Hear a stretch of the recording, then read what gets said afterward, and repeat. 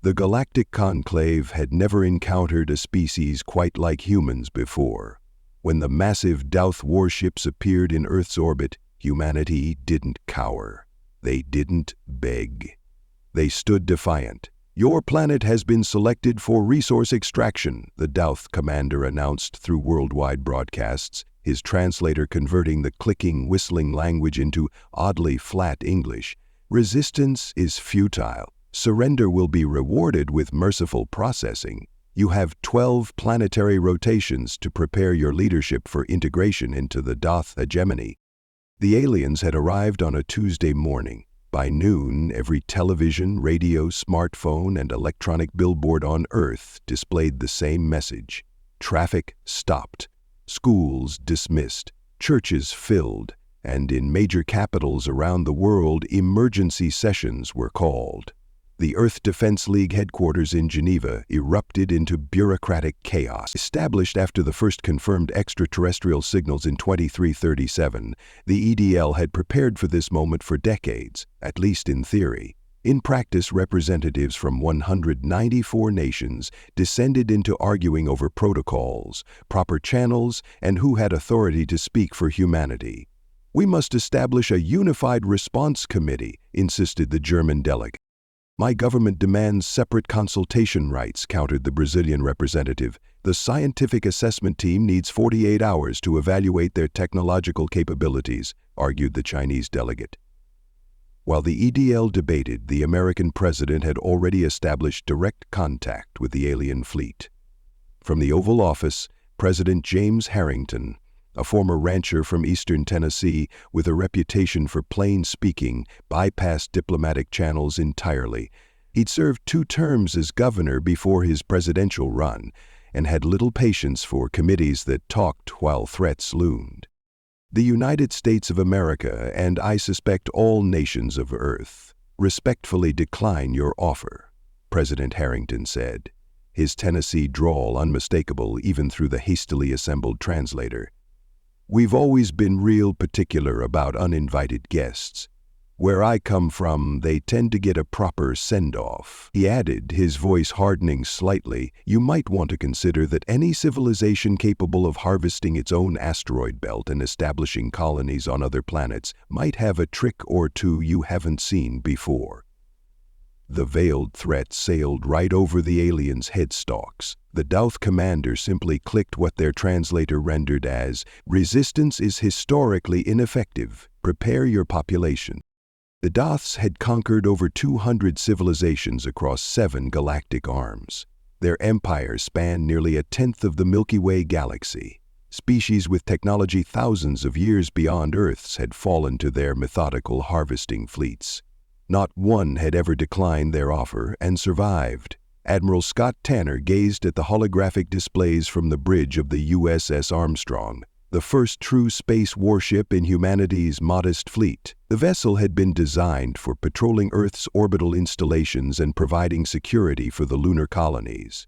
Against the alien armada now visible on long-range sensors, it might as well have been a rowboat facing a carrier group.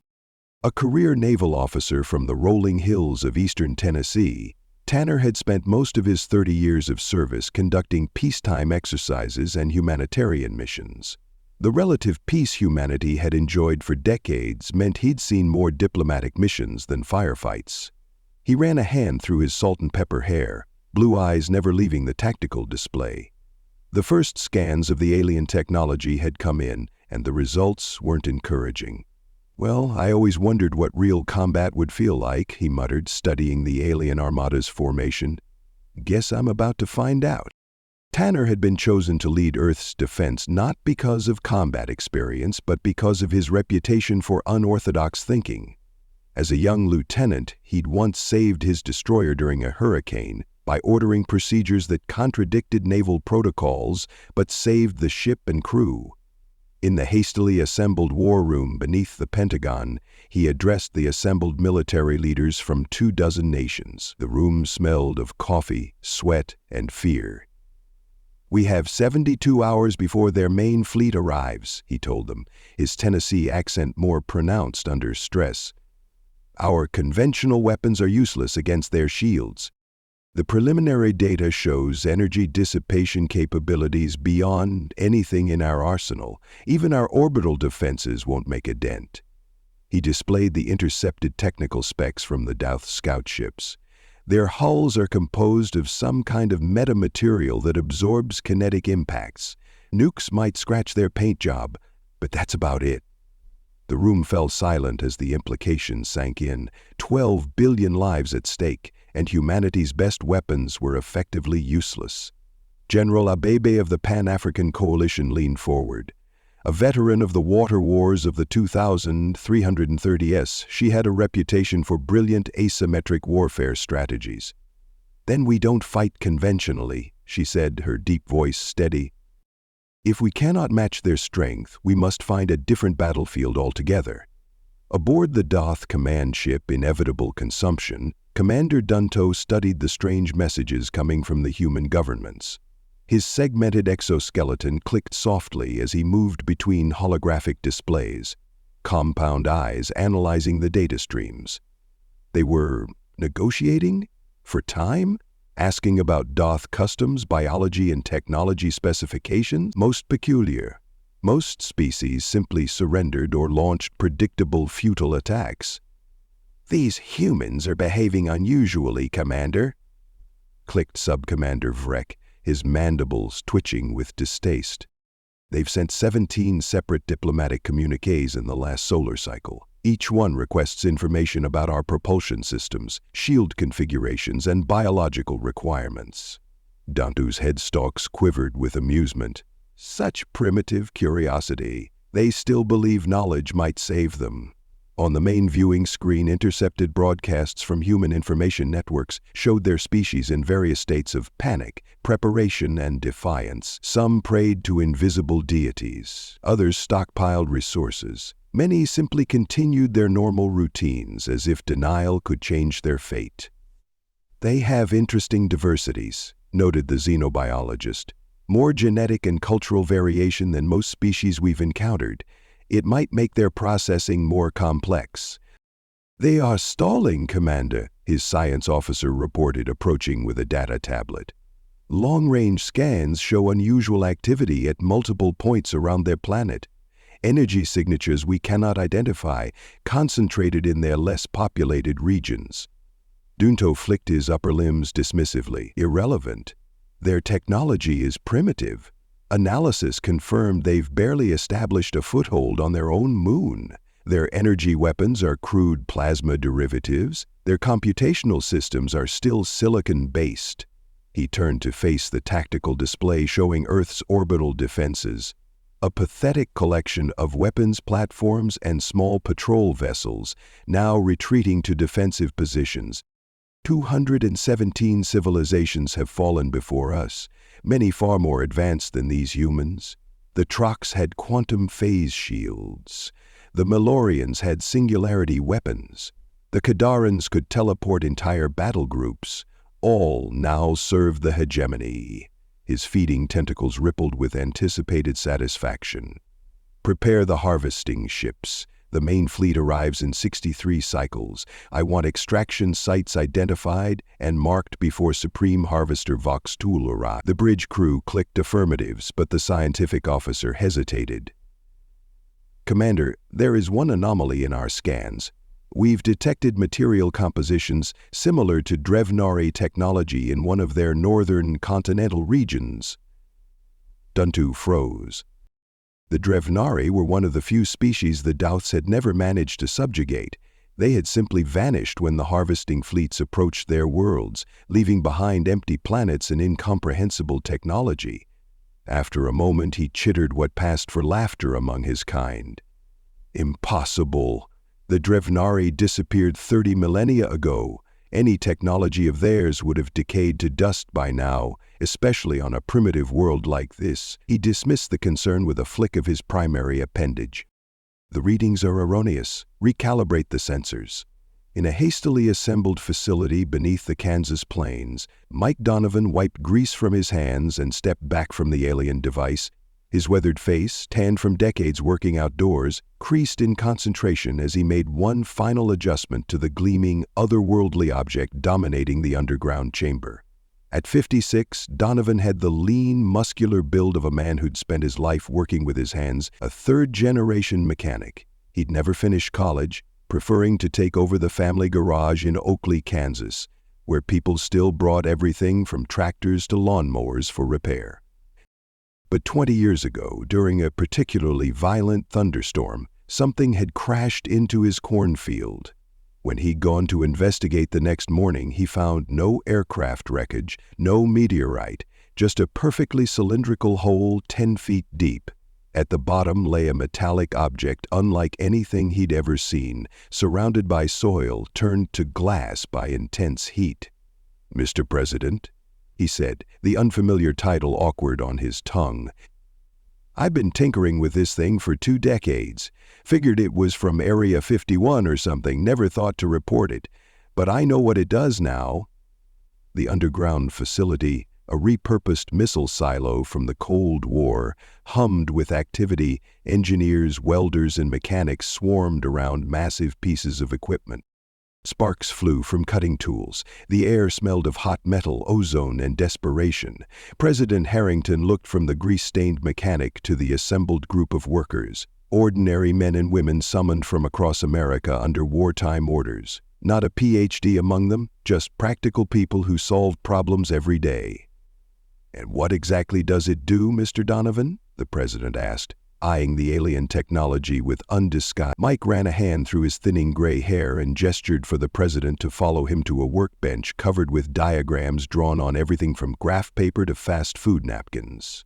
"It's a dimensional shifter," Mike explained, pointing to a crude schematic. "Moves things from one place to another, not just through space, through reality itself. The aliens who built it, definitely not the same ones in orbit now, were using it to escape something."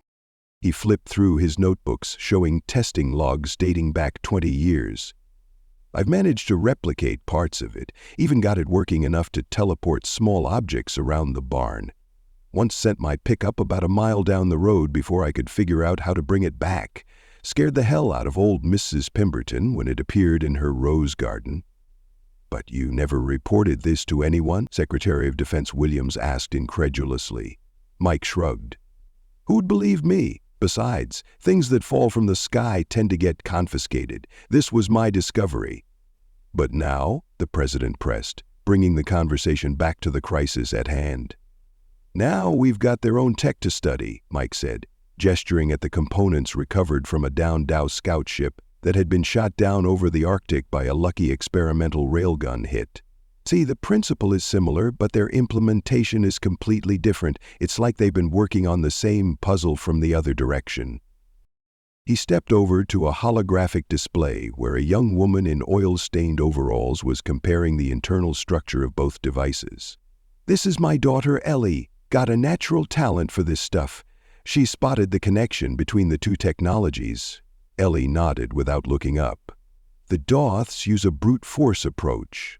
Lots of power, minimal finesse.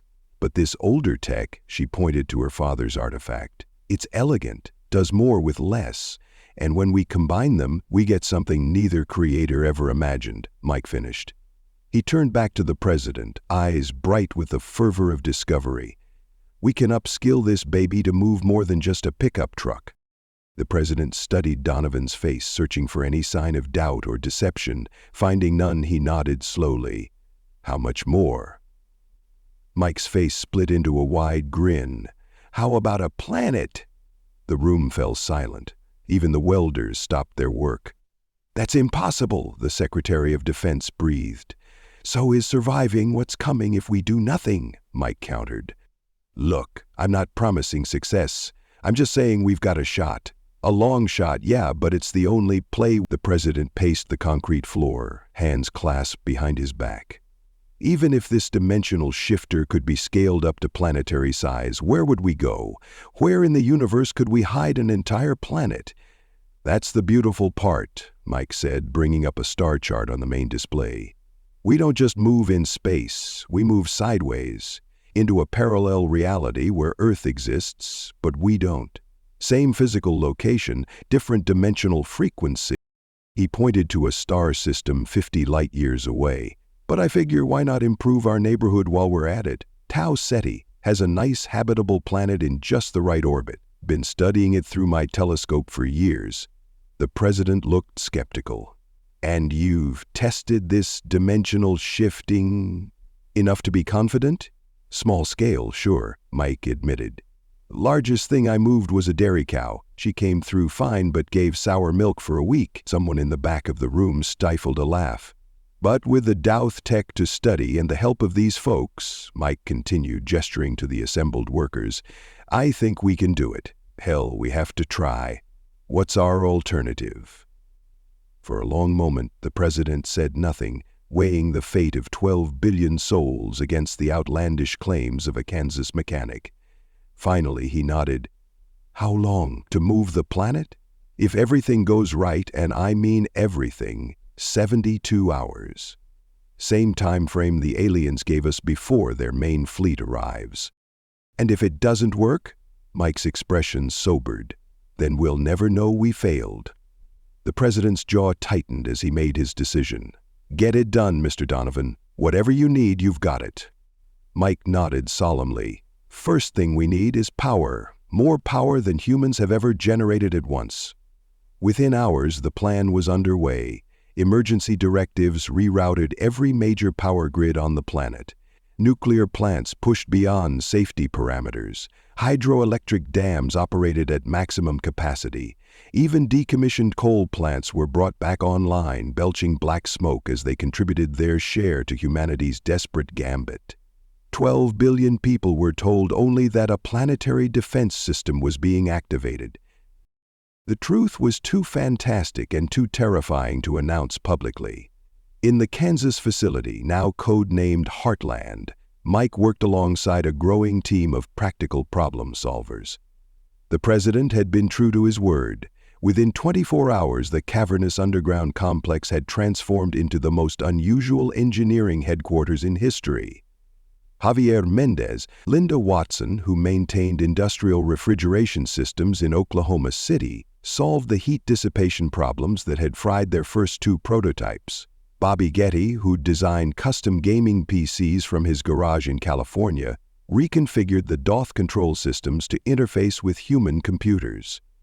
This is where it gets tricky, Mike explained to the assembled team, pointing to a series of dimensional calculations projected onto the wall. We need to create an anchoring signal at the destination coordinates. Something that calls to Earth across dimensional space. Like a beacon? Asked Farah Kazemi, an electrical engineer who'd immigrated from Iran 15 years ago and now built custom racing drones. Exactly like a beacon, Mike confirmed.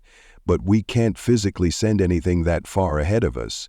What about the James Webb Ford Telescope array? Suggested a voice from the back. It was Russell Parker, a sunburned Australian who'd been flown in overnight, allegedly for his expertise with environmental systems, though nobody had explained why an environmental engineer was necessary for a planetary teleportation device. Mike snapped his fingers. The focusing array. If we repurpose the quantum entanglement communication system, for the next 12 hours the team worked with astronomers to reconfigure humanity's most powerful space telescope into a dimensional beacon aimed precisely at the Tau Ceti system. The implications for astronomy were devastating. The delicate instruments were never designed for the energy throughput required. But nobody objected. If this didn't work, astronomy would be the least of humanity's lost sciences. By the 48-hour mark, installation of the planetary displacement rings had begun. Using modified technology from orbital delivery systems, construction teams at 12 strategic locations around the globe worked to position the massive structures. Each ring, a mile in diameter, contained elements of both the original alien device from Mike's farm and the repurposed Douth technology. Admiral Tanner, coordinating Earth's remaining conventional defenses, diverted military resources to protect the ring construction sites. The Douths are getting suspicious, he reported during the hourly update. They've increased scanning intensity over all major construction zones. We're using atmospheric interference to mask as much as we can, but they'll figure it out soon. In orbit, humanity's modest fleet of defensive satellites and patrol ships maintained a carefully choreographed dance, never directly challenging the alien vessels, but keeping them distracted with unpredictable maneuvers and occasional sensor probe. "We need another 12 hours at minimum," Mike replied, exhaustion evident in his voice. He hadn't slept in over 50 hours. "The synchronization matrix isn't stabilizing. If we can't align all 12 rings, this is just a really expensive light show." That's when Hayato Ito, a quiet man who designed precision bearings for bullet trains in Japan, stepped forward with a small device he'd been working on in a corner. "I think I found the problem," he said softly. "The Earth's magnetic field is causing harmonic distortions in the alignment matrix. This should compensate." His simple but brilliant modification was deployed to all 12 sites within hours. "We're back on track," Mike announced as dawn broke over Kansas. "Ring synchronization at 68% and climbing." At the 65-hour mark, disaster struck. One of the rings, positioned in the Sahara, was hit by a Doth energy pulse from orbit. The installation team scattered as the massive structure collapsed. "What happened to our orbital defenses?" the president demanded. Admiral Tanner's holographic image looked grim. "They've figured out what we're doing, sir, or at least that we're doing something. They're systematically targeting the ring structures." "We need all 12 rings," Mike said, desperation creeping into his voice. "The calculations, the power distribution, everything is based on a 12-point dimensional matrix." The room fell silent, the weight of imminent failure hanging heavy in the air. Then a voice spoke up. Russell Parker, the Australian engineer, who had been unusually quiet during the recent chaos.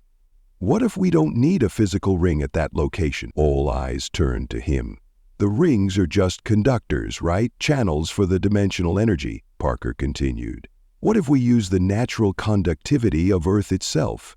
The Sahara has massive underground aquifers. If we tap into those with the remaining components..." It was a desperate plan, a crazy plan. Exactly the kind of outside-the-box thinking that had characterized the entire project. "We'd need to recalculate the entire power distribution network," Mike said, already pulling up the schematics. "And retune the dimensional frequency of the other 11 rings to compensate," added Ellie Donovan, working furiously at her terminal. "How long?" the president asked. Mike looked at his daughter, then at Parker, then back at the president. 6 hours, maybe 5 if everything goes perfectly." The room grew quiet again. They had less than 7 hours before the main Doth fleet arrived. "Do it," the president ordered. "And pray." As engineers raced to implement the modified design, something unexpected happened. The first components of the alien armada began arriving early. Massive harvesting ships appearing at the edge of the solar system, already deploying smaller collection vessels. "They're accelerating their timeline," Admiral Tanner reported, his voice tense. "They must have realized we're up to something big." Mike didn't look up from his work. "How long do we have?" 3 hours. "Maybe less," Mike nodded grimly. "Then we'll just have to work faster." In the final hour, as humanity's defenses crumbled under the Doth assault, the planetary displacement system reached completion. The 11 physical rings and 1 improvised aquifer conductor formed a geometric pattern around the globe, each pulsing with energy drawn from every power source on the planet. In orbit, Admiral Tanner watched as the last of Earth's defensive satellites was vaporized by Dow energy weapons. "We can't hold them off any longer," he reported to the command center in Kansas. "They're beginning atmospheric entry." Around the world, 12 billion people looked up to see alien ships descending through the clouds. Massive insectoid vessels bristling with harvesting equipment.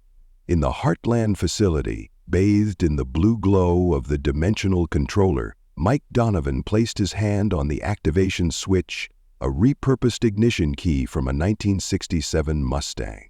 "Good old American ingenuity, folks. Let's hope it's enough," the president's voice came through on the secure channel. "The dimensional beacon? Signal is stable," Ellie confirmed. The web array confirms our target coordinates are locked. Power systems at maximum, reported Javier Mendez, monitoring the global energy grid. We're redlining every generator on the planet. Structural integrity of the rings, Mike asked. Holding, but the Sydney ring is showing stress fractures, called out Linda Watson. The energy throughput is melting the outer containment layers. It'll hold, Russell Parker said confidently. Australian engineering, mate. We build for the apocalypse. From the back of the room came an unexpected voice, an Iranian nanomaterials specialist who'd been working silently on component stability. Wait, I need to make one final adjustment to the destination coordinates. All eyes turned to her. I noticed a stellar flare in the Tau Ceti system, she explained quickly. If we arrive at the originally calculated coordinates, we'll materialize directly in the path of a massive radiation burst. Mike nodded. Make the adjustment. As she worked, Russell Parker approached Mike quietly. I've made a slight modification to the biological preservation protocols, he said with a grin. Mosquitoes aren't coming with us. And I've made a little surprise for the outback when we arrive. Mike raised an eyebrow but nodded. There wasn't time to argue about ecosystem ethics. Coordinates adjusted, the Iranian engineer announced. We're clear of the stellar flare path. On the main monitor, Douth harvesting ships entered the lower atmosphere, their massive forms casting shadows over major cities around the world. It's now or never, people, Mike said, looking around the room at the unlikely team of heroes, mechanics and engineers, tinkerers and makers, ordinary men and women who had achieved the extraordinary. He inserted the Mustang key into the control panel, initiating jump sequence. The key turned with a satisfying mechanical click, a deliberately anachronistic interface for the most advanced technology ever wielded by human hands. For one terrible moment, nothing happened. Then, the world changed. The dimensional shifter, powered by the combined output of an entire planet's energy grid, amplified by the stolen DA technology and guided by the beacon at Tau Ceti, reached out across reality itself. Space folded, twisted, and reconnected as the laws of physics were momentarily rewritten by human determination. When the Dow harvesting fleet completed their atmospheric entry, they found Earth's orbit empty, not just missing the planet, empty of any trace Earth had ever been there. No debris field, no radiation signature, no gravitational imprint. 12 billion humans and an entire planet vanished. In the 218 civilizations they had conquered, the Douths had never witnessed such technology. How could a pre-FTL civilization move an entire planet without a trace? But they were wrong. Earth hadn't been pre-FTL. In the final moments before the jump, as dimensions twisted and the very fabric of space-time bent to human will, something extraordinary happened. The combination of the ancient alien shifter technology and the repurposed Doth systems created a cascade effect in the quantum field. When Earth materialized in the Tau Ceti system, humanity found they had gained something unexpected. The keys to faster-than-light travel, born from the desperate fusion of technologies never meant to interact. The dimensional shift had worked perfectly. Not a single human life lost in the transition. The planet settled into its new orbit, oceans sloshing slightly before calming, as if the world itself were catching its breath. As the realization of what they'd accomplished spread across the relocated Earth, celebrations erupted in every city, town, and village. Humanity had escaped extinction not through violence, but through sheer ingenuity. In the Australian outback, Russell Parker watched with satisfaction as the first koalas released into the wild began to change. The genetic modifications he'd secretly included were taking effect, transforming half the population into what Australians had jokingly called drop bears since the early 2000s, a legendary predator that tourists were warned about as a prank. Finally making the old myth real, he chuckled to himself, watching as one of the modified koalas displayed newly developed predatory features. His grandfather had told him stories about backpackers wearing forks in their hair, or spreading Vegemite behind their ears to ward off the fictional beasts. After centuries of pranking tourists about carnivorous koalas dropping from trees, we've actually got the real thing. He made a mental note to start designing proper warning signs. This time they wouldn't be jokes. "Let's see the tourists ignore the warnings now," he muttered with satisfaction. Thanks for listening to this story. If you loved it, be sure to give it a like and to subscribe. Share it as well if you so please. You can become a channel member to support the channel further too, and depending on the level you sign up at, you can get access to videos early too. Be sure to check out the video in the top right of your screen, and I'll see you in the next one.